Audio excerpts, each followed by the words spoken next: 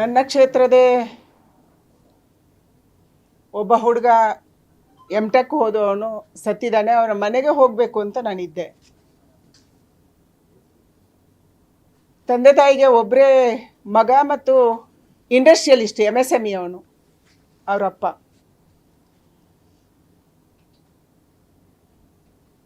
ಅವರಿಷ್ಟು ಅವರ ಕುಟುಂಬ ಡಿಪ್ರೆಷನ್ಗೆ ಹೋಗಿದ್ದಾರೆ ಅಂತಂದರೆ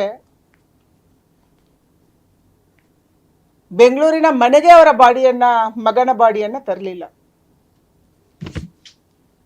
ನೀವು ಯಾರು ನೋಡೋದಕ್ಕೆ ಬರೋದು ಬೇಡ ಅಂತ ಹೇಳಿದರು.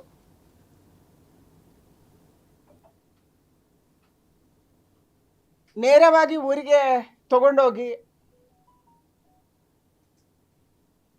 ಒಬ್ಬ ಮಗನನ್ನು ಕಳ್ಕೊಂಡ ಮೇಲೆ ನಾವ್ಯಾಕೆ ಬದುಕಿರಬೇಕು ಅನ್ನುವಂಥ ರೀತಿಯಲ್ಲಿ ತಂದೆ ತಾಯಿ ಇವತ್ತು ಮಾತಾಡ್ತಾ ಇದ್ದಾರೆ.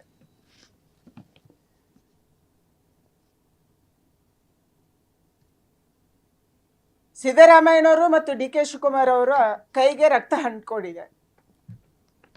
ಅವರ ಕೈಗಳು ರಕ್ತ ಸಿಗ್ತಾ ಆಗಿದೆ. ಮಕ್ಕಳನ್ನ ತಂದೆ ತಾಯಿ ಯಾರು ಕಳ್ಕೊಂಡಿದ್ದಾರೆ ಅವರು ಶಾಪ ಹಾಕ್ತಾ ಇದ್ದಾರೆ. ತಮ್ಮ ಕೈಯಲ್ಲಿರುವಂಥ ರಕ್ತವನ್ನ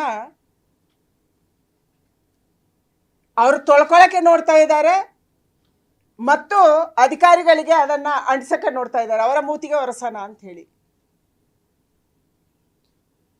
ಇದರ ಪರಿಣಾಮವೇ ಯಾರಿಗೆ ಟಫ್ ಕಾಪ್ ಅಂತ ನಾವು ಹೇಳ್ತಾ ಇದ್ವಿ, ಒಬ್ಬ ಒಳ್ಳೆಯ ಅಧಿಕಾರಿ, ಪ್ರಾಮಾಣಿಕ ಅಧಿಕಾರಿ ಅಂತ ಹೇಳ್ತಾ ಇದ್ವಿ, ಸಾಮಾನ್ಯ ಕುಟುಂಬದಿಂದ ಹಿಂದುಳಿದ ವರ್ಗದಿಂದ ಬಂದಂಥ ಒಬ್ಬ ವ್ಯಕ್ತಿ ನಮ್ಮ ಬೆಂಗಳೂರಿಗೆ ಪೊಲೀಸ್ ಕಮಿಷನರ್ ಆದರು ಅಂತ ಹೇಳ್ಕೊತಿದ್ವಿ, ಅವರನ್ನು ಸಸ್ಪೆಂಡ್ ಮಾಡಿದ್ದಾರೆ. ಮುಖ್ಯಮಂತ್ರಿ ಮತ್ತು ಈ ಸರ್ಕಾರಕ್ಕೆ ಇದು ಕಪ್ಪು ಚುಕ್ಕೆ.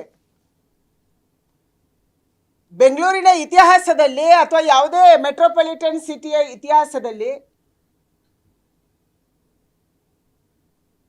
ಅಧಿಕಾರಿಗಳು ತಪ್ಪು ಮಾಡಿದಾಗ ಟ್ರಾನ್ಸ್ಫರ್ ಮಾಡೋದನ್ನು ನಾವು ಕೇಳಿದ್ದೀವಿ. ಆದರೆ ಮುಖ್ಯಮಂತ್ರಿಗಳು ಮತ್ತು ಉಪಮುಖ್ಯಮಂತ್ರಿಗಳು ಮಾಡಿದಂಥ ತಪ್ಪಿಗೆ ಒಬ್ಬ ಕಮಿಷನರನ್ನು ಸಸ್ಪೆಂಡ್ ಮಾಡಿದ್ದು ನಾವು ನೋಡಿಲ್ಲ.